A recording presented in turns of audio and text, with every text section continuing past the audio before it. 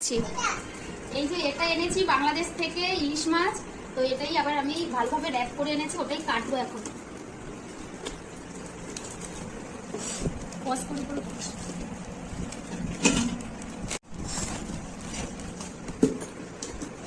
সোনা কি খাবি?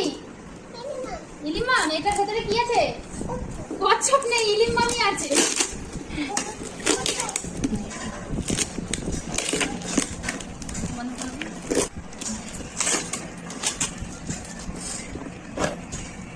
এগুলো হলো নোনা ইলিশ, নুন দিয়ে আমি এনেছি বাংলাদেশ থেকে। না কে খাবে?